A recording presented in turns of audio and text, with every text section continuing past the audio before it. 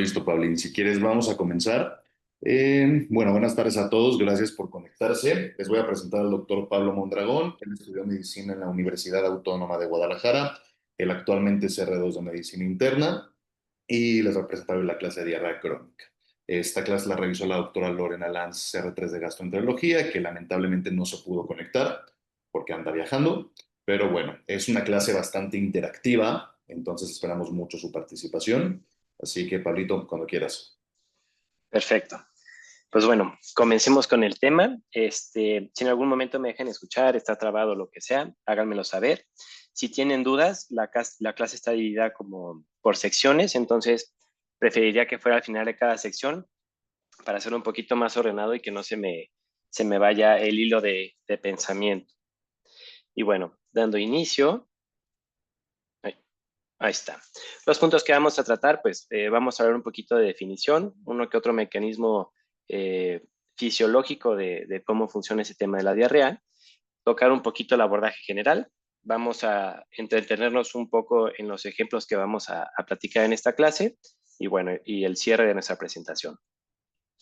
Bueno, tenemos de manera fisiológica que en el transcurso del día, por los alimentos, los líquidos, las mismas secreciones que hace el tubo digestivo, pues llegan 10 litros de líquido hasta el ángulo de Treitz. Estos 10 líquidos a lo largo de todo el tubo digestivo se van absorbiendo, como vamos señalando en esta parte. En el yeyuno se absorben 6 litros, en el ilion 2 litros y medio, y en el colon es 1,5 litros, pero si se dan cuenta eso nos da totalmente 10 litros, pero en realidad son como 100, 200 mililitros de agua que se pierden en las evacuaciones, que es lo que finalmente expulsamos por parte de la materia fecal. Esto como a manera de premisa de dónde viene o de dónde saldría toda la diarrea que estos pacientes pueden tener. Ahora, ¿qué es la diarrea? Bueno, la definición muy puntual, pues es una disminución en la consistencia de las evacuaciones del paciente. Si bien a la izquierda tenemos una imagen que es la escala de Bristol, que es la que con esta nos basamos para decir cómo son las evacuaciones de nuestro paciente, específicamente en la consistencia.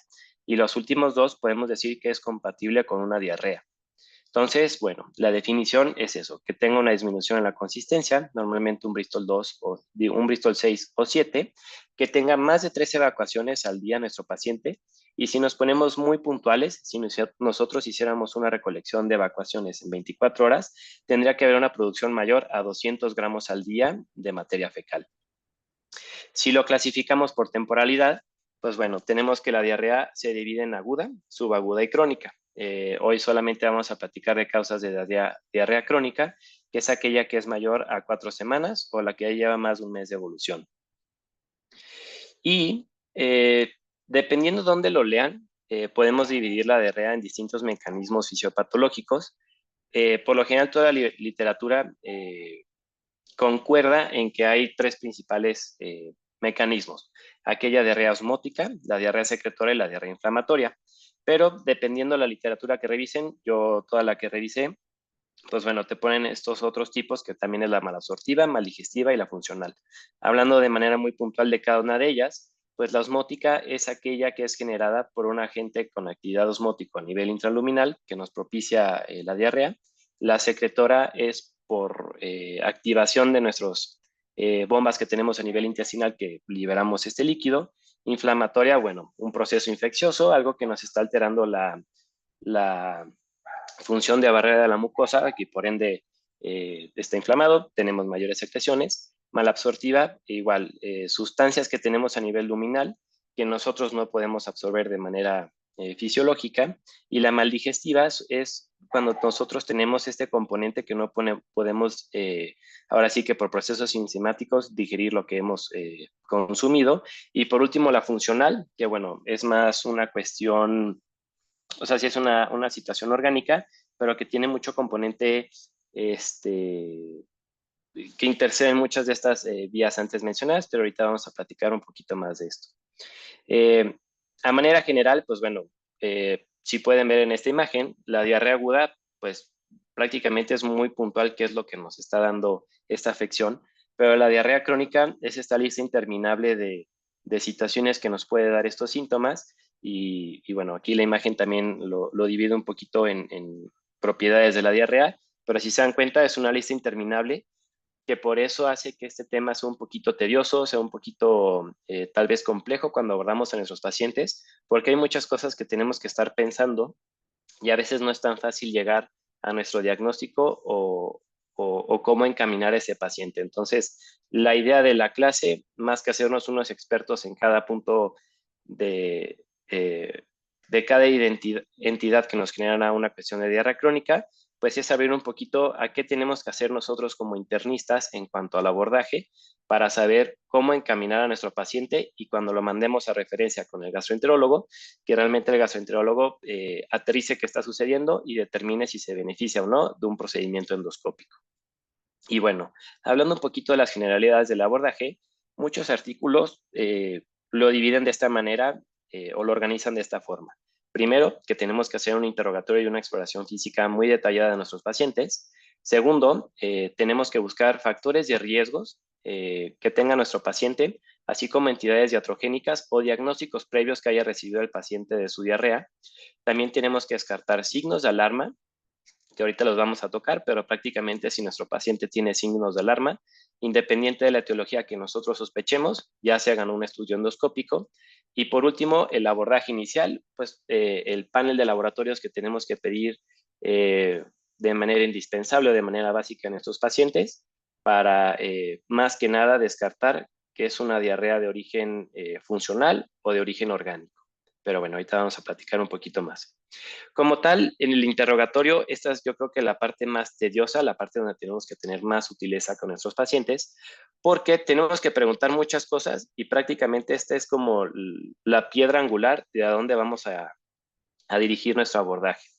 Lo más importante o lo más que se hace énfasis en toda la literatura que revisé es que tenemos que llegar a un consenso con nuestro paciente de qué es diarrea para ellos. Muchas veces hay pacientes que le dicen diarrea a las evacuaciones de un Bristol 2, Bristol 1, pero como tienen 2 o 3 evacuaciones al día, para ellos es diarrea. También en pacientes geriátricos tenemos que evaluar que esa cuestión de diarrea no sea en realidad un contexto ¿cómo se llama?, de incontinencia. Entonces, es por eso que tenemos que llegar de manera muy precisa con nuestros pacientes a saber qué es para ellos diarrea y que cumpla con lo antes mencionado, que sean más de 3 deposiciones al día y que tengan una consistencia disminuida. También importante, nosotros tenemos que precisar cómo son estas evacuaciones, qué características tienen. Tenemos que ver si son de un volumen importante o es un volumen pequeño, porque esto nos puede decir si es un volumen pequeño, podemos pensar en una colonopatía, mientras que si es un volumen abundante, tenemos que pensar algo más de intestino delgado. Tenemos que ver desde cuándo está con los síntomas, si lo relaciona con el ayuno o con la ingesta de alimentos y puntualmente con qué alimentos los relaciona. También importante, tenemos que ver si estos síntomas se relacionan son diurnos, de un carácter diurno, o predominan en las 24 horas del día, que eso también nos puede estar hablando un poquito más de un trastorno orgánico. Tenemos que saber antecedentes familiares de diarrea crónicas, dónde vive nuestro paciente o si ha viajado a ciertas zonas, que ahorita vamos a tocar un poquito el por qué eso es importante. Alergias, qué asociación hay con los alimentos, como ya les comentaba. Revisar toda la lista de medicamentos que tiene nuestro paciente, muchos medicamentos que nos dan diarrea. Ver si de alguna forma cercano al cuadro no tuvo un cuadro de infección gastrointestinal, que puede considerarse una diarrea postinfecciosa. Preguntar por conducta sexual, específicamente VIH, porque hay muchas instancias que nos pueden dar diarrea crónica, como una infección por citomegalovirus. Y cirugías previas, como valoraremos un poquito más adelante, aquel paciente que tiene una manga gástrica, una Y de Rux, entre otros procedimientos, pueden ser más propensos a presentar diarrea. En cuanto a la exploración física, realmente, pues bueno, es buscar situaciones que nos hagan pensar en algo más que nada alguna deficiencia de algún macronutriente, cuestiones de anemia, algunas que otra cosa, pero para no estancarnos tanto en esta diapositiva, pues bueno, siguiente.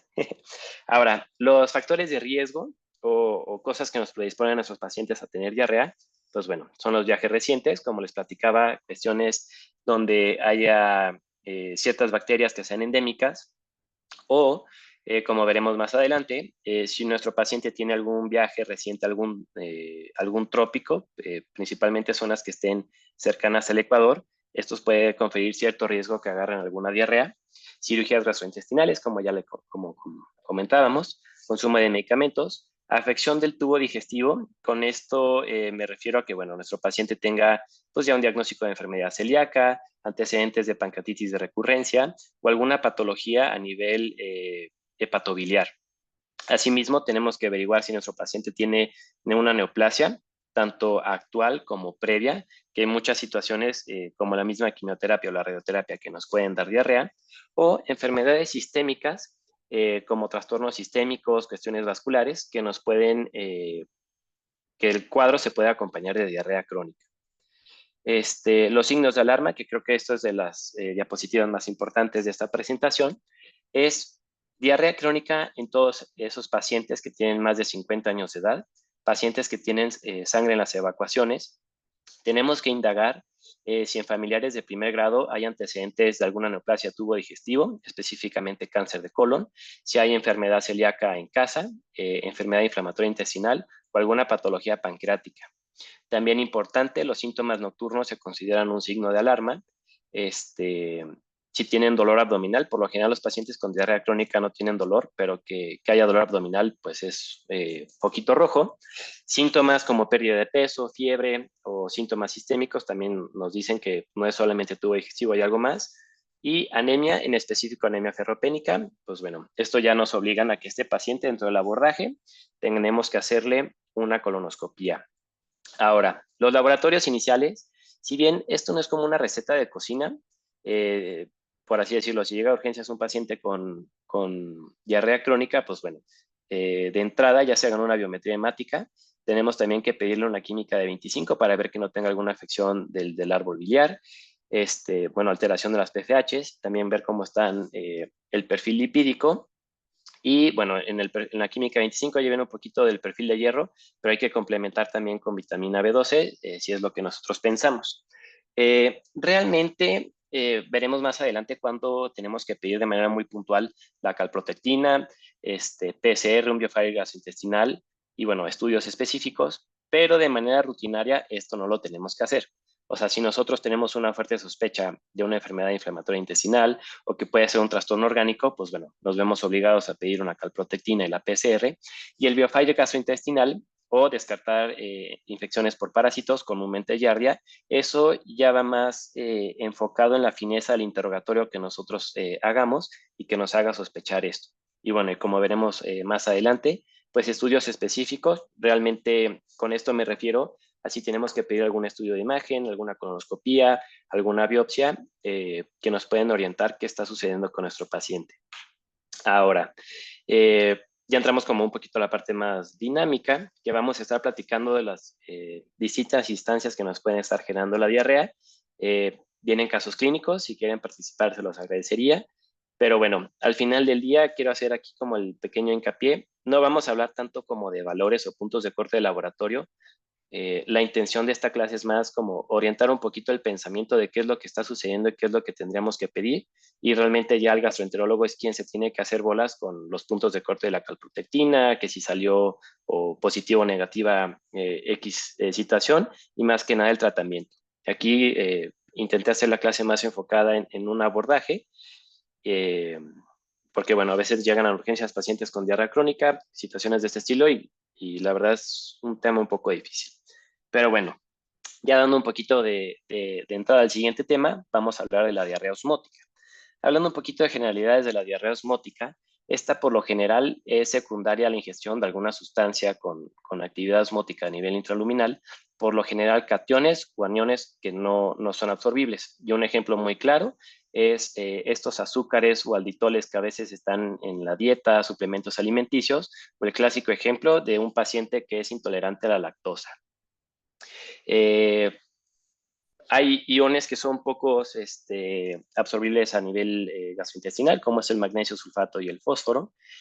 Se dice, o bueno, la literatura que yo revisé, que bueno, la osmolaridad intraluminal es prácticamente igual a la osmolaridad que nosotros tenemos en sangre, y es por eso que nosotros podemos tener este intercambio de líquido y no tener diarrea.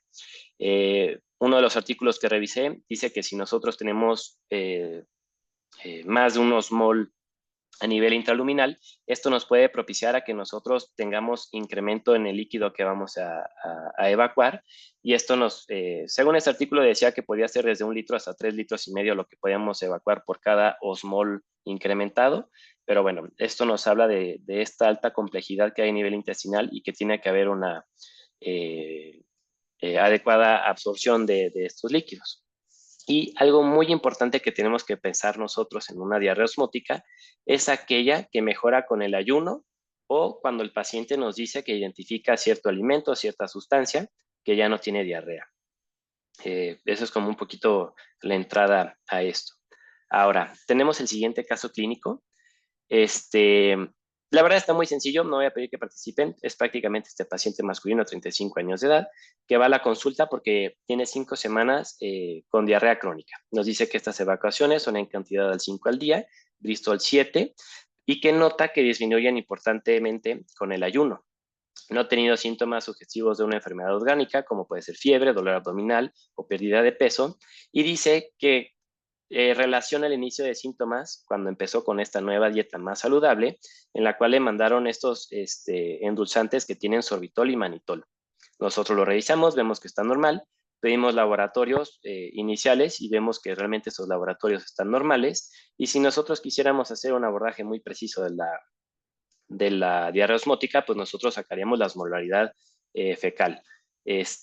Como se mencionaba en la diapositiva pasada, pues prácticamente es una fórmula sencilla, que es 2 veces el sodio más la suma del potasio. Ya este resultado hay que restarle 290, que sería la osmolaridad sérica. Normalmente el punto de corte, dependiendo de dónde se lea, es una osmolaridad arriba de 50 o una unión osmolar arriba de 50 o de 75, y vemos que en este paciente está arriba de 125. Entonces, la verdad, no hay mucho que indagar. Prácticamente aquí tenemos muy claro que el agente causal pues es esta ingesta de alimentos con sorbitol o manitol, y al retirarlos de la dieta, nuestra diarrea crónica está solucionada. Otro ejemplo muy característico sería, como les decía, un paciente con intolerancia a la lactosa, que es pues, prácticamente toman un vaso de leche, algún alimento que tenga leche, y pues bueno, van a empezar con mucha distensión y diarrea. Ahora, algo que también hay que tener en cuenta en estos pacientes, que es importante, y es aquí donde entra el punto de revisar la receta actual del paciente, es qué medicamentos tiene. Hay muchos medicamentos que nos pueden dar diarrea crónica. Por mencionar algunos, tenemos antihipertensivos, que puede ser el olmesartán. También tenemos la metformina, que como saben también da mucha diarrea. Algunos IVPs también nos dan diarrea. El Orlistat, que es esta sustancia que impide que absorbamos grasa. Entonces, aquí es donde tenemos que tener esta fineza de estar checando qué consuma el paciente, y si no nos cuadra el interrogatorio, la exploración física y los laboratorios, pues bueno, podemos voltear a ver la receta que está tomando nuestro paciente. Y por lo general esas serían como las principales causas de una diarrea osmótica. Ahora, el siguiente punto, vamos a hablar un poquito de la diarrea secretora. La diarrea secretora por lo general tiene esta peculiaridad, que es una diarrea que tiene mucho volumen, o sea, son pacientes que llegan a evacuar más de 1 litro al día, inclusive hasta 3. Y pongo un poquito esta gráfica como para estructurar un poquito nuestro pensamiento de cómo vamos a abordar a este paciente. Y bueno, lo primero que tenemos que ver en un paciente que tiene una diarrea secretora, una diarrea acuosa, dependiendo de cómo lo lean, es si tiene un componente inflamatorio o no inflamatorio. Inflamatorio se refiere a aquel paciente que tiene evacuaciones con sangre, o que tiene pus en las evacuaciones. En los laboratorios que nosotros pedimos, vemos que hay datos sugestivos de inflamación, leucocitosis, PCR elevada, calprotectina elevada. Entonces, en estos pacientes, pues bueno, si nos vamos por el brazo de la derecha, en aquellos que sea una cuestión no inflamatoria, pues tenemos que hacerle el abordaje, checar cómo está la osmolaridad fecal. Aquí viene como esta parte que pues, casi en práctica no lo hacemos tanto, pero las guías así lo recomiendan, que es pedir una recolección de 24 horas de evacuaciones. Inclusive hay literatura que te recomiendan hasta 72 horas de volumen de evacuaciones, y con eso determinar qué tanto volumen tienen al día.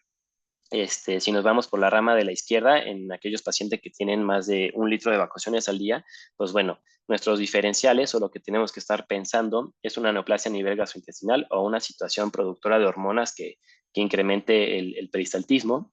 Consumo de laxantes, más que nada en aquellos pacientes que bueno, esto lo empezaríamos a notar un poquito más en el interrogatorio, que tal vez tienen o uso de laxantes por alguna cuestión estética o porque se sienten muy estreñidos, cuestiones de ese estilo, que también es otra cosa que tenemos que tener en cuenta, o ya cuestiones un poquito más raras como las que se señalan en la CAN, que pueden ser mastocitosis, un adenoma velloso.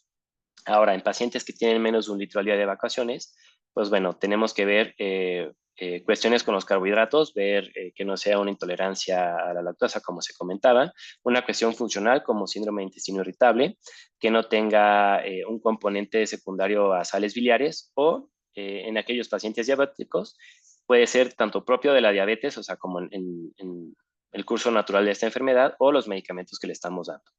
Ahora, regresándonos un poquito a este esquema, si nosotros sospechamos que es una cuestión inflamatoria, pues bueno, justo tenemos que ver que sean evacuaciones francamente hemáticas, que nos haría pensar en una colitis, una isquemia crónica, una colitis isquémica o una colitis ulcerativa.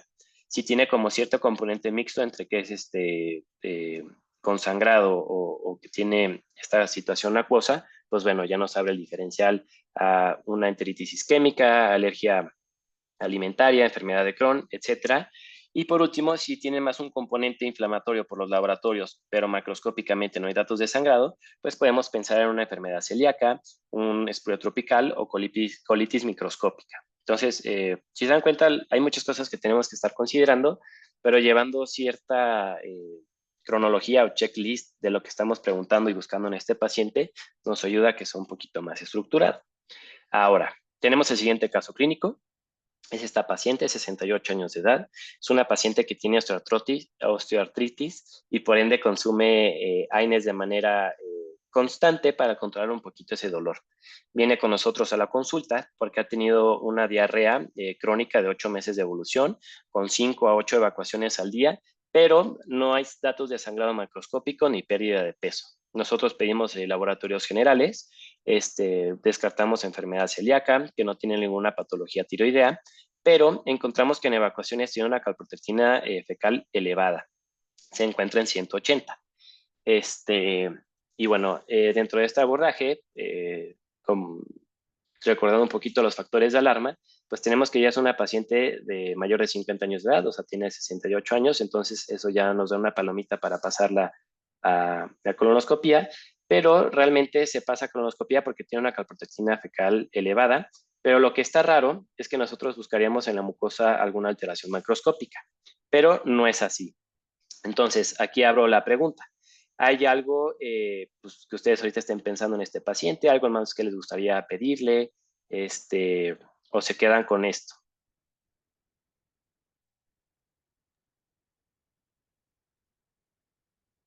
Ana, Dib, ¿nos ayudas, por favor? Sí, pues como tiene una calprotectina elevada, yo sí pensaría que podría ir más hacia algún síndrome de intestino irritable, alguna colitis microscópica porque no se ve nada en en la colonos y pues como parte del abordaje también me gustaría pedirle, no sé, podrían ser leucocitos, o sea, bueno, la leucocitosis en fecal, ver algún coprocultivo o coproparasitoscópico para ver si no es por esa parte. Ujú. Perfecto. Me parece bien las sugerencias que tú realizas en este caso. Nada más como pequeño paréntesis, en un síndrome de intestino irritable, como veremos más adelante, no tenemos o no tendría por qué estar elevada PCR, calprotectina, ni datos sugestivos de inflamación. Pero el resto del abordaje que tú sugieres me parece adecuado. Pues en esta paciente, justo le diste dónde era, es una colitis microscópica. Aquí lo que valdría la pena es que en esos pacientes que están en abordaje de una diarrea crónica, si bien hay que evaluarlos en una colonoscopía de manera macroscópica, también vale mucho el reporte de la patología.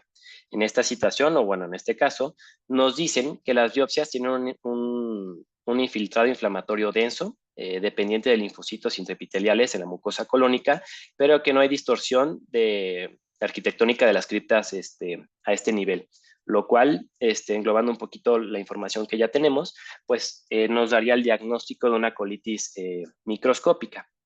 Ahora, tocando un poquito más el tema de la colitis microscópica, pues bueno, es una colitis que se considera de una índole idiopática y está caracterizada por una apariencia macroscópica en la colonoscopía normal, pero justo lo que nos da el resultado o el diagnóstico son las muestras de histopatología. A grandes rasgos, se divide tanto en linfocítica o colágena, dependiendo de los resultados de patología. Tenemos que los factores de riesgo o los más importantes son el consumo de medicamentos. Principalmente el consumo de IVPs de manera prolongada, el consumo de AINES también de manera prolongada. El factor de riesgo que tenía esta paciente era justo que tomaba, póngale ibuprofeno por el tema de su osteoartritis, pero también se relaciona al uso de inhibidores de la recaptura de serotonina, terapia hormonal, en específico aquella que está dirigida a la menopausia o de manera anticonceptiva. En pacientes oncológicos, aquellos medicamentos que son inhibidores del checkpoint. Y bueno, son como los datos importantes que nosotros tenemos que ver: qué medicamentos toma, si nuestro paciente fuma, si ha tenido infecciones gastrointestinales recientes y ya como un poquito más genético, pues si tiene alguna alteración en el HLA, DR3, DQ2. Está asociado a otras enfermedades autoinmunes, que es algo que también vale la pena preguntar al ser el interrogatorio, que si nuestro paciente, ya sea el paciente o sus familiares han tenido enfermedad celíaca, tiroiditis autoinmune o diabetes de tipo 1. Y bueno, algo que también nos orienta a pensar ese diagnóstico es en aquellas pacientes, por lo general, mujeres mayores de 65 años y que tienen una diarrea crónica, pero que no tienen ni dolor abdominal ni pérdida de peso. Pero una perla del interrogatorio es que estos pacientes persisten con la diarrea en el ayuno y también tienen diarrea nocturna, que es algo que vale la pena tener en mente cuando estamos interrogando a este tipo de pacientes. Nada más como un poquito para que no se queden de la duda, pues así se vería la histopatología. Las imágenes superiores son de una colitis linfocítica y las imágenes inferiores de una colitis colagenosa. Y hablando de manera muy general del tratamiento, pues bueno, hay que quitar el desencadenante. Nuestro caso sería quitarle los AINES a esta paciente y buscar otra estrategia analgésica. Y nosotros tenemos que darle budesonida. Habría que darle budesonida, que ese es un esteroide que no se absorbe de manera intestinal, por lo cual tiene esta peculiaridad que todo tubo digestivo logra pues hacer su efecto, pero no tiene repercusión sistémica. Y bueno, sin entrar en mayor detalle, si con este tratamiento no funciona, que es un tratamiento que dejamos por 2 meses, pues bueno, ya tenemos que utilizar estrategias un poquito más invasivas, pero esto ya corresponde al gastroenterólogo y no nos vamos a detener tanto en esta parte. Ahora, vamos a hablar un poquito de las diarreas que son de componente inflamatorio. Algo que tenemos que tener en cuenta en estos pacientes o cuando lleguen a la consulta que tengamos esta sospecha, pues es qué es lo que tenemos que pedir para confirmar que nuestro paciente sí tenga una diarrea de aspecto inflamatorio. Ahora, ¿qué es lo que tenemos que buscar? Pues bueno, tenemos que pedirle un panel completo de laboratorios: biometría, química de 25, vitamina B12, perfil de hierro. Esto más que nada para ver cómo está nos puede orientar un poquito dónde está la afección y dónde está teniendo un trastorno de absorción de algún nutriente, si es que a la exploración física y al interrogatorio tenemos esa sospecha. También es importante recordar que por lo general estos pacientes no es que debuten de esta manera, pero sus principales exacerbantes son las infecciones por Clostridium difficile. Entonces, se recomienda que estos pacientes pidamos ya sea toxinas en evacuaciones o hagamos un panel BioFire. Y bueno, también un coprológico y coproparasitoscópico, justo para ver que no sea de un origen infeccioso por algún parásito. Y en estos pacientes tenemos también que pedir una calprotectina y una proteína C reactiva, que justo ante la sospecha que es algo inflamatorio, la tendencia es que estén elevados. Ahora, haciéndolo como un poquito más esquemático, pues bueno, ¿cuándo pensar en una diarrea inflamatoria? Justo aquellos pacientes que tengan sangre en las evacuaciones o que tengan una secreción purulenta, que puede suceder, que tengan síntomas sistémicos. En este diagrama pues nos dice que puede ser fiebre persistente o pérdida de peso, elevación de reactantes de fase aguda y que nosotros pidamos una calprotectina que se encuentre elevada. Este artículo ya es viejo, por lo general el punto de corte para pensar en enfermedad inflamatoria no es 150, pero como les digo, la intención de esta clase no es hablar de puntos de corte y más que nada tenemos una clase de enfermedad inflamatoria, entonces no me quiero voltear a ver mucho ese tema para que en esa clase entrara a detalle. Pero bueno, nosotros tenemos estos pacientes que nos cumplen con datos sugestivos de una enfermedad inflamatoria y nosotros, pues bueno, ya por las características que sí va a tener signos de alarma, pues vamos a mandarle un estudio endoscópico. Por lo general empezamos con una colonoscopía, por lo general sí son síntomas más que nosotros sospechamos que es de colon izquierdo de recto, o haríamos una ileocolonoscopía, si nosotros no encontramos datos concluyentes, con toma de biopsias, como debe de ser. Ahora, estos pacientes también se benefician de que nosotros hagamos estudios de imagen, principalmente una tomografía abdominal o una enteroresonancia, y ahorita vamos a platicar un poquito de qué es lo que veríamos en estos pacientes. Como intentando sintetizar un poquito, pues bueno, tenemos el siguiente caso clínico. Se trata de esta paciente femenina de 24 años de edad que llega a nosotros por un cuadro de diarrea crónica, pero se acompaña de dolor abdominal de tipo cólico que se intensifica después de las comidas, pero nos llama la atención que ha tenido pérdida de peso no intencionada de 7 kilogramos en el último mes, ha tenido fiebre y ha tenido síntomas como astenia de dinamia, pérdida del apetito, y también nosotros, bueno, ella nos dice que le han aparecido muchos fuegos en la cavidad oral. Hacemos nuestra exploración física y nosotros encontramos una paciente pálida, tiene dolor a la palpación profunda de la fosa ilíaca derecha, pero no hay presencia de masas ni lesiones perianales, y bueno, comprobamos la presencia de estas aftas a nivel de la mucosa oral. Con estos datos, pues bueno, tenemos que entre todo, pues la paciente ya tiene un síndrome anémico, un síndrome consuntivo y la diarrea crónica.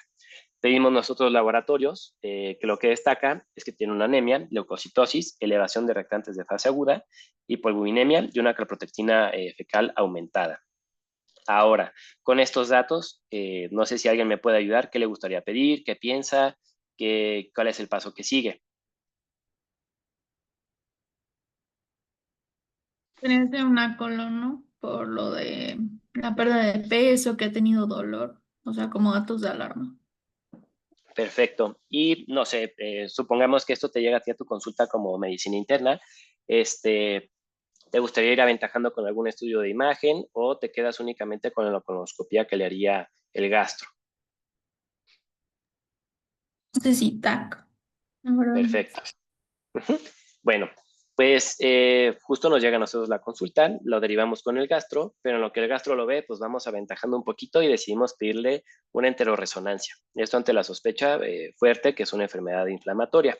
En la enteroresonancia, pues nos dice que tiene un engrosamiento de la pared intestinal, que tiene segmentos con una estenosis, y bueno, finalmente va con el gastro, le hace la colonoscopía y nos dice que tiene algo como estas imágenes. Prácticamente en estas colonoscopías, si tuviéramos que subir las imágenes, vemos que hay zonas que tienen mucosa sana con zonas de erosión, y la verdad, pues al parecer llega ¿cómo se llama? Hasta la submucosa un poquito más, pero que al parecer no hay presencia de fístula, ningún otro dato en la colonoscopía. Y bueno, justo en esta paciente pensamos que tiene una enfermedad de Crohn, hacemos esta colonoscopía. Un dato importante que nosotros tenemos es que en Crohn encontramos este patrón empedrado, que justo son estas zonas sanas que alternan con zonas afectadas. Y si nosotros le pedimos la imagen, nos dan este reporte. Y nosotros, pues bueno, aquí las flechas nos están indicando que tiene un poquito de extracción de la grasa, que tiene engrosamiento a nivel de la mucosa, específicamente de la válvula ileocecal. Y bueno, hablando un poquito más de datos que podemos encontrar en estudios de imagen en enfermedad de Crohn, es justo engrosamiento mural, el signo del halo graso, que es pues esta inflamación de la grasa alrededor del intestino, zonas de estenosis, y lo importante que también queremos buscar son presencia de fístulas, inflamación también del ilion terminal. Haciendo un poquito el contraste con la enfermedad de la colitis ulcerativa crónica, idiopática, perdón, lo que las caracteriza o la diferencia, o por lo menos a nivel macroscópico de una colonoscopía, es que si bien en Crohn es este patrón empedrado, que son zonas afectadas y zonas sanas. En QSI es todo de jalón.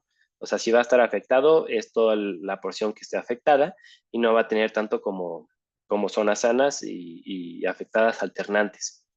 Y en los estudios de imagen, QSI se limita más justo a colon, generalmente a colon izquierdo, pero bueno, hay varias presentaciones. Eso lo hablaremos después en otra clase.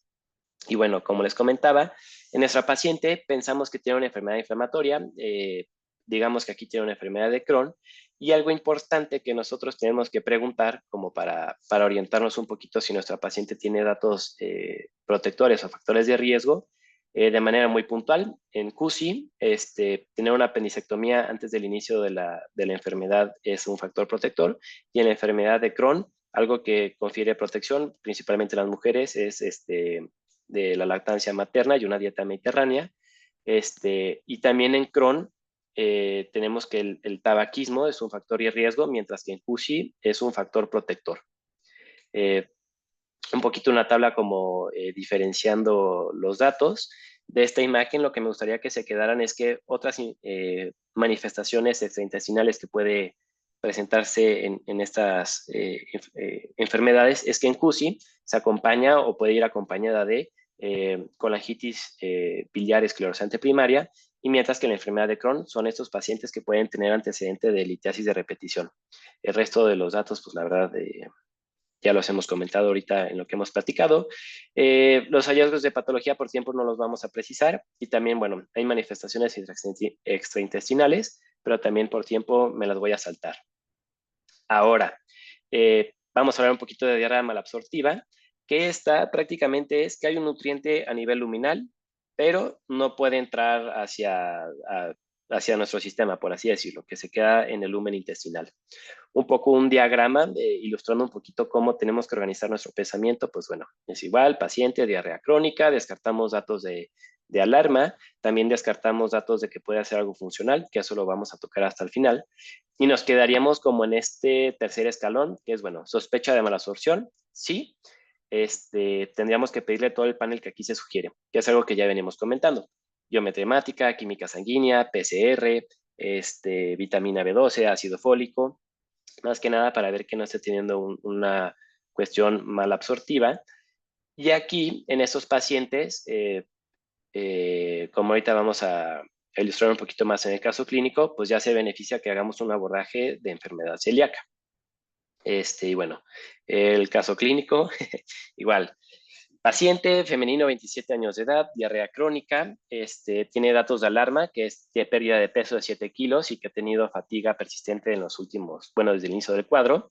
También dice que en su seguimiento con el ginecólogo le ha dicho que ha tenido anemia, que le ha mandado suplementos de hierro, pero que la verdad no mejora. Nosotros pedimos laboratorios, vemos que tiene una anemia microcítica hipocrómica, tiene ferritina disminuida, y vemos que a nivel de las pruebas de función hepática están alteradas las PFHs. Ahora, igualmente la misma pregunta: ¿qué piensan? ¿Qué estudios les gustaría pedir? ¿Y qué es lo que sigue con este paciente?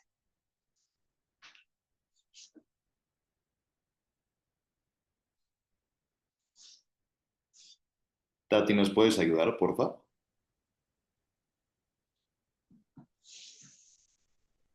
Sí, claro. Este, bueno, a mí lo que me llama la atención es la pérdida de peso y también la anemia. Eso nos puede indicar, no sé si es que puede haber sangrado eh, a nivel del tubo digestivo, tal vez un sangrado microscópico que esté causando eso. Entonces, no sé, a mí me gustaría pedir igual una colonoscopía eh, para ver cómo está la mucosa, ¿no? Muy bien.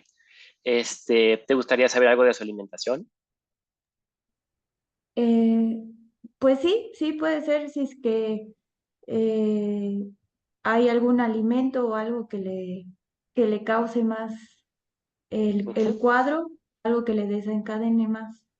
Perfecto, pues justo, aquí la clave es que el interrogatorio le haces esta pregunta, que si tiene alguna relación con el ayuno, con ciertos alimentos, y te dice, pues sí, fíjese doctora, que la verdad cuando consumo harinas, tortillas, algún pan dulce, etcétera, como que me siento peor, y la verdad es que, pues bueno, ahí está como un poquito la clave, ¿no? Que nos dice que con el consumo de harinas, ahí están los síntomas, que eso nos orientaría a pensar más en una enfermedad celíaca, y nosotros complementamos el abordaje pidiéndole serologías de enfermedad celíaca, y en este caso, esta paciente, al nosotros tener la sospecha de que se trata de una celiaquía, más que hacerle una colonoscopia, se beneficia de una endoscopia, y ahorita vamos a platicar por qué.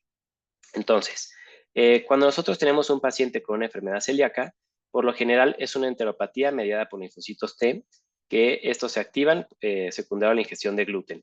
Hablando un poquito del gluten, es esta proteína de almacenamiento de estos cereales, y los cereales que contienen gluten es el trigo, centeno y la cebada.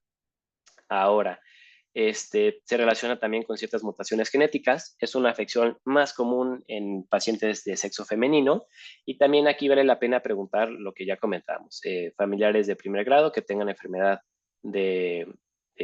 celíaca. Ahora, hay 3 presentaciones o 3 cuadros clínicos. Está la enfermedad celíaca clásica, que esta normalmente la vemos en pacientes pediátricos menores de 5 años. Está la no clásica, que es la más común, que es la que nosotros veríamos como internistas en pacientes adultos. Y luego tenemos aquella que es subclínica, que por algún motivo nosotros le pedimos serologías de enfermedad celíaca, o que hacemos un tamizaje y vemos que sale positivo, pero los resultados de laboratorio no empatan con la clínica de nuestro paciente. Ahora, en enfermedad celíaca igualmente hay que tener presente que se asocia a enfermedades autoinmunes, como es diabetes tipo 1, Hashimoto, lupus, hepatitis autoinmune, una colangitis biliar primaria, síndrome de Sjögren y esclerosis sistémica. Y un pequeño paréntesis, también hay cierta alteración de las PFHs en paciente de enfermedad celíaca, que esto es algo que también nos puede orientar o dar un poquito más de peso, que va por ahí el diagnóstico. Ahora, es una enfermedad que también se acompaña de manifestaciones extraintestinales. La que puede ser más representativa es este rash hepatiforme, como ya les comentaba, que pueden tener hepatitis celíaca. Son pacientes igual que tienen anemia, baja estatura, que esto es secundario a toda la malabsorción que tienen, osteopenia, osteoporosis, entre muchos otros, entre muchos más. Ahora, este diagrama, que se ve como de presentación de PowerPoint vieja, es el diagrama del abordaje que nos sugiere el Colegio de Gastro americano para el abordaje de estos pacientes. Realmente de manera muy sintética por tiempo, pues bueno, nosotros tenemos que sospechar una enfermedad celíaca en aquellos pacientes que tengan una dieta normal, y con esto me refiero a que no tengan ninguna restricción alimentaria. Tenemos que pedirle transglutaminasa tisular y niveles totales de IgA. Si nos vamos justo por el algoritmo que es diagnóstico, pues nosotros encontraríamos que la transglutaminasa y la IgA estaría elevada o sería positiva, que esto nos haría, en el caso de los adultos, mandarlo a una biopsia. La biopsia tiene que ser por medio de endoscopía, y la biopsia que buscamos es por parte de duodeno. Al nosotros tener la biopsia y que el patólogo nos dé los resultados, pues bueno, podemos concluir que es una enfermedad celíaca. Por tiempo no vamos a ahondar en el resto del abordaje. Es esta grafiquita que está más bonita, pero igual por tiempo no la saltamos. Y lo que buscamos en patología es esto, es la clasificación de March-Huber, que con esta clasificamos la gravedad de la enfermedad celíaca por medio de patología, y prácticamente se hace diagnóstico desde el grado 3. Es una clasificación que nos aborda la característica de las vellosidades intestinales, las criptas, si hay infiltrado linfocitario y la relación de las criptas con las vellosidades. Pero bueno, eso ya es más del patólogo y no vamos a ahondar tanto en esto. Ahora, otro caso clínico que puede ser de enfermedad malabsortiva, pues bueno, es el siguiente. Es este paciente, 38 años de edad. Importante comentar que es de Veracruz, residente de la Ciudad de México. Viene con nosotros igual por una diarrea crónica, ha tenido pérdida de peso, distensión abdominal y se ha sentido fatigado. Aquí lo importante nos dice que ha vivido los últimos 2 años en el sureste mexicano.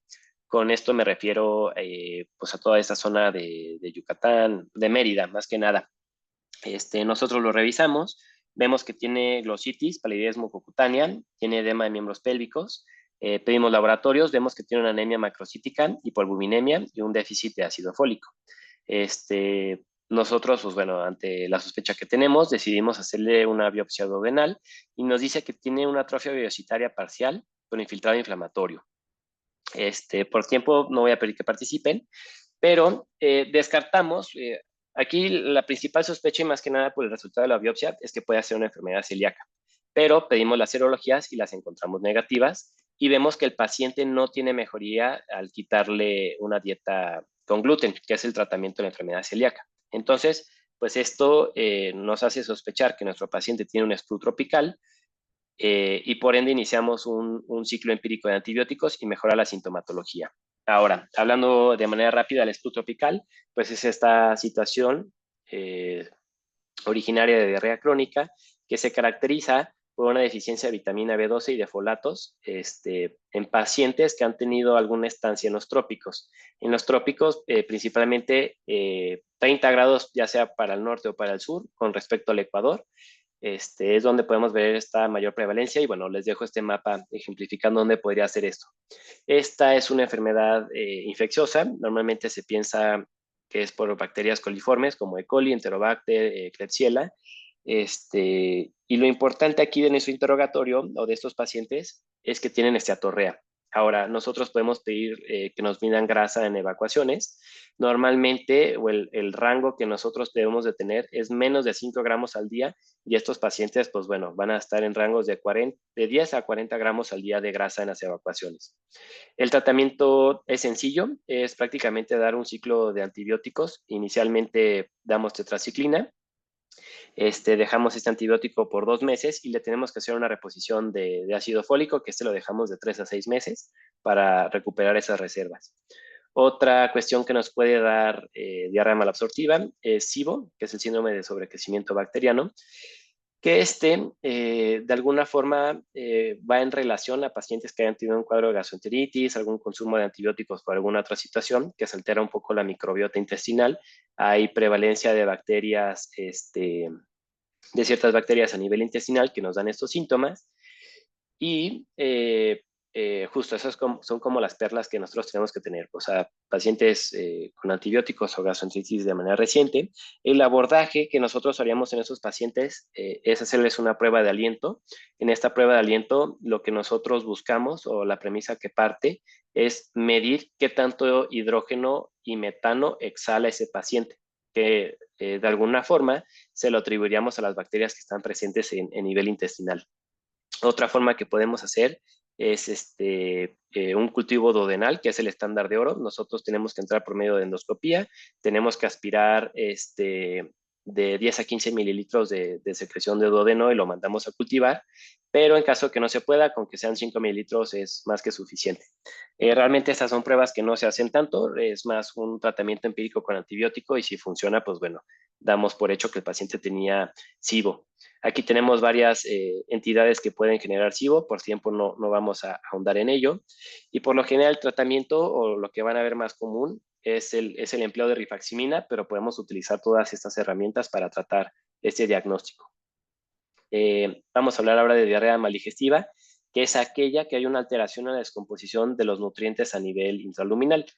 Si bien en la anterior es que no se pueden absorber, en esta no los podemos digerir. Aquí tenemos un esquema de cómo tenemos que organizar el abordaje de estos pacientes. De manera muy puntual, pues bueno, son pacientes que tienen alguna deficiencia de hierro o de folatos, que ya en ellos descartamos una situación infecciosa, como los casos que ya hemos platicado, y realmente aquí lo que nos va a dar el parteaguas es que nosotros pidamos heces a nivel en las evacuaciones. Como ya comentábamos, tiene que ser menos de 5 gramos. Y también dentro de nuestro abordaje tenemos que sospechar que es una situación de insuficiencia pancreática y tenemos que pedir elastasa pancreática en evacuaciones. Ahora, tenemos el siguiente caso clínico, de manera rápida, igual, paciente de 58 años, diarrea crónica, son evacuaciones frecuentes, voluminosas, son evacuaciones que nos dice que tiene esteatorrea y que son malonientes, tiene igual pérdida de peso y distensión abdominal, y nos dice que tiene sensación de plenitud postprandial y fatiga progresiva. Pedimos laboratorios, vemos que tiene, ¿cómo se dice? Pues una alteración a nivel hepático, pancreático, pedimos justo la elastasa fecal y vemos que esta elastasa está disminuida. Entonces, pues hacemos diagnóstico de insuficiencia pancreática. Ahora, la insuficiencia pancreática de manera muy puntual es justo que el páncreas exócrino no está funcionando y por ende no podemos hacer esta absorción de los nutrientes secundarios a los jugos pancreáticos. Signo cardinal para pensar en esto es aquellos pacientes que tienen esteatorrea. También pacientes que vemos ya sea hallazgos clínicos por laboratorio o en exploración física de deficiencia de micro o macronutrientes. Y por lo general, esta es secundaria a pancreatitis de repetición, un adenocarcinoma pancreático, pancreatitis autoinmune o una fibrosis quística. Aquí tenemos un algoritmo de cómo abordar a estos pacientes. Realmente el parteaguas, después de pedir esos estudios metabólicos que aquí se señalan, pues es pedirles la tasa fecal. Dependiendo de dónde lo lean, el punto de corte puede ser abajo de 100 microgramos por gramo o abajo de 50. Por lo general, yo he visto que el Médica Sur toman el punto de corte de 100 y con eso hacemos el diagnóstico de insuficiencia pancreática, que el tratamiento es muy fácil, dejarles enzimas pancreáticas, el nombre comercial es el Creon, ya nada más lo calculamos por peso y se lo dejamos al paciente. Ahora, otro ejemplo de diarrea malabsortiva, de diarrea crónica es aquella inducida por ácidos biliares. Aquí es donde viene a la importancia cuando nosotros interrogamos las cirugías que ha tenido nuestro paciente. Por lo general, esto lo podemos ver en pacientes que les acaban de hacer una colecistectomía o que tienen alguna cirugía como una Y de Roux, que ahí podemos pensar que tiene esto, y esto prácticamente se debe a que hay una secreción incrementada de las sales biliares, pero ya no existe o este reservorio o más tramo de intestino donde puedan estar y por ende pues empieza a tener este componente de diarrea.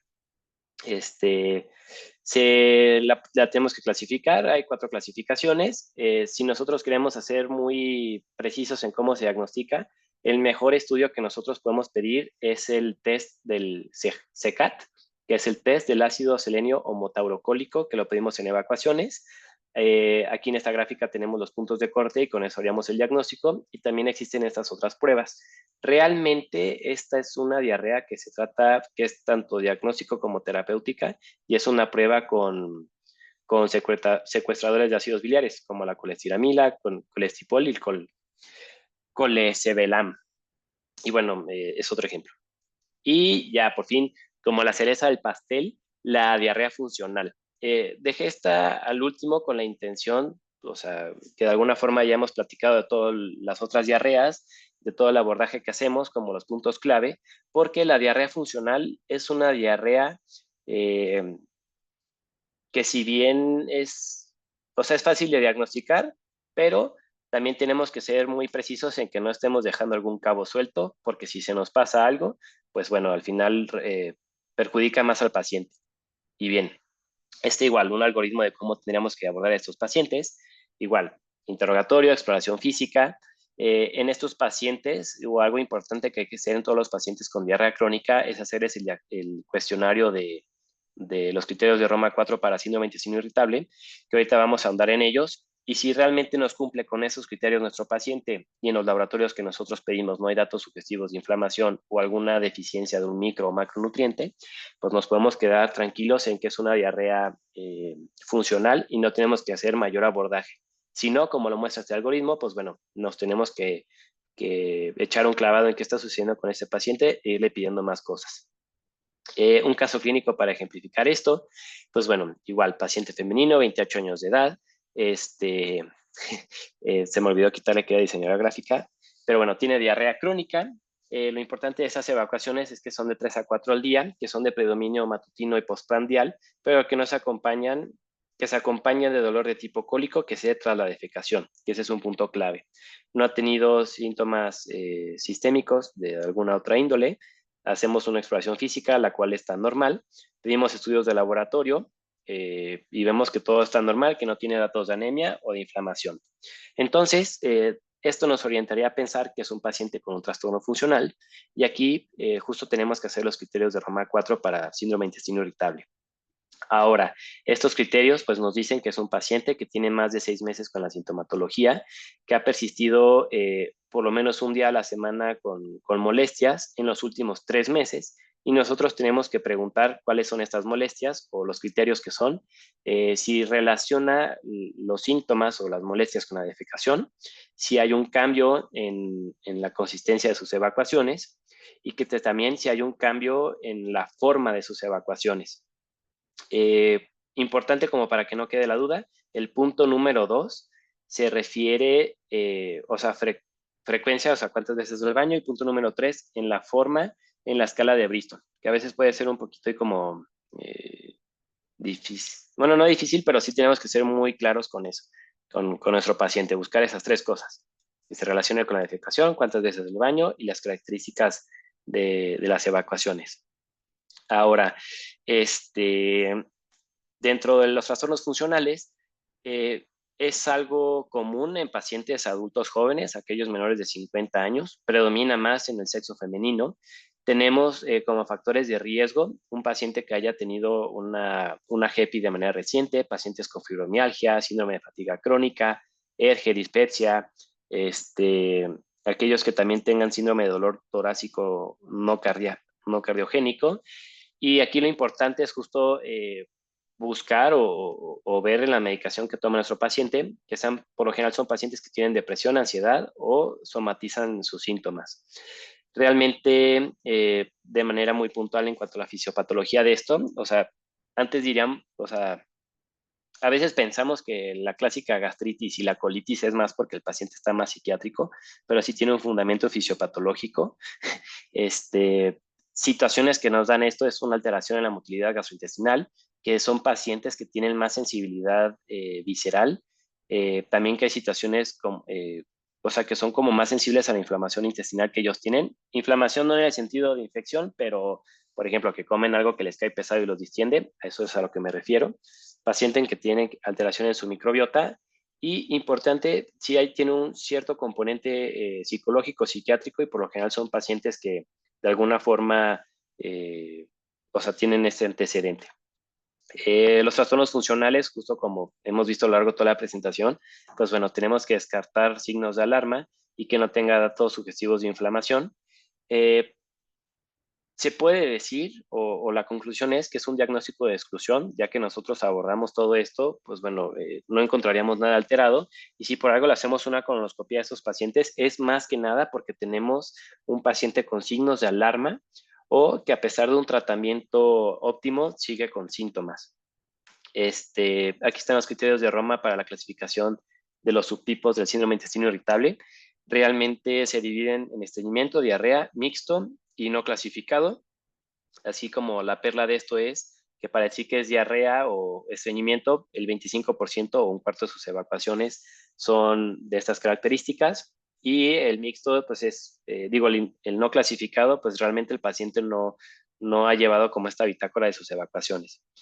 Al ser un trastorno funcional, o bueno, el tratamiento que nosotros tenemos que brindar en estos pacientes, uno, es principalmente una dieta, o los pilares de es una dieta FODMAP, que la dieta FODMAP es quitar aquellos hidratos de carbono, polioles de cadena corta, que son de mala absorción intestinal y que son altamente fermentables por las bacterias intestinales. Entonces, tenemos que poner una dieta FODMAP, darles antiespasmódicos. Son pacientes que ante la alteración que tienen su microbiota tenemos que darle probióticos, se benefician de antidepresivos y esto no va en referencia a que son pacientes que tienen depresión, pero dejamos amitriptilina como muchas veces lo han visto, más que nada como esta cuestión neuromoduladora y no tanto para pegarles a esta cuestión de la depresión, que finalmente también lo hacemos, y son pacientes que altamente se benefician de ir con el psicólogo. También, bueno, ya hablando un poquito del subtipo, tenemos que dejar tratamiento específico para eso. Si son pacientes que tienen diarrea, pues bueno, se la tenemos que quitar. Y si son pacientes con estreñimiento, darles, ¿cómo se llaman? Laxantes. Y bueno, ya vamos a terminar la clase. Dejo esta tabla que es un poquito las generalidades del tratamiento según la etiología que nosotros pensemos. Ya para no entretenerlos más, pues bueno, luego la revisan con calma. Y la conclusión que me gustaría que se llevaran de esta clase es que la piedra angular, más que los laboratorios, es un buen interrogatorio y una exploración física. Hay muchas perlas, más que nada preguntar los signos de alarma, la relación con los alimentos y bueno, si es de predominio diurno, nocturno, cuestiones de ese estilo, que eso nos va a orientar bastante a dónde tenemos que guiar ese paciente con los laboratorios. Los laboratorios que nosotros tenemos que pedir, si bien inicialmente están dirigidos a descartar una situación orgánica, una diarrea inflamatoria, ya dependiendo del subtipo o, bueno, la entidad etiológica que nosotros pensemos, ya pedir cuestiones más orientadas. Y algo un poquito como que va en contra de la clase que acabamos de tener, es que no hay que casarnos con un solo mecanismo de la diarrea. Yo sé que, no sé, en inflamatoria como que nos casamos mucho con CUS y Crohn, malabsortiva nos casamos con celíaca y demás, pero si se dan cuenta, eso nada más es como para fines de clase, de fines teóricos, pero a la hora de la práctica, todos los mecanismos están involucrados. O sea, todos tienen un componente osmótico, todos tienen un componente de malabsortivo. Lo importante aquí es dirigir nuestro pensamiento hacia el mecanismo que sea más prevalente en nuestro paciente. Y bueno, sí, ya serían todas las diapositivas. La verdad, perdón por quitarles, o sea, me eché la hora completa, pero si queda alguna duda, pues bueno, creo que ahorita es el momento, y si no, con toda confianza, por WhatsApp quedo a sus órdenes, o en persona, como ustedes prefieran. ¿Alguien tiene alguna duda? ¿No? Bueno, muchas gracias, Pablito, por tu clase. Únicamente nada más para puntualizar dos cositas rápido. El gap osmolar que se mide para la diferencia entre diarrea osmótica y secretora, la verdad es que pocas veces se hace. No es tan práctico en la práctica clínica habitual, pero bueno, a menos que estén sospechando en una etiología sumamente específica, lo pueden realizar. Otra cosa es que en enfermedad celíaca pidan siempre, como dijo Pablo, niveles totales de IgA. Si estos salen negativos, pueden pedir niveles de IgG. Y por último, también, justo como tú bien dices, que no siempre se casen con un tipo de mecanismo, particularmente en las malabsortivas. Muchas veces antes de pasar a colonoscopía o endoscopía, pensando particularmente en un SPRU o en un SIBO, lo que hacen antes es dar una prueba terapéutica con rifaximina. Como bien dijiste, el SIBO responde a rifaximina mientras el SPRU no. Entonces, si están sospechando en un SIBO, den un ciclo de rifaximina, se da 200 miligramos cada 12 horas por 10 a 14 días. La dosis es otra, la dosis de rifaximina va cambiando dependiendo de la enfermedad que se esté pensando. Pero prácticamente eso. Muchas gracias, Pablito, muy completa tu clase. Gracias a todos, perdón por entretenerlos tanto. Es un tema tedioso, pero cualquier cosa que ando. Felicidades, gracias. Gracias, Pablo.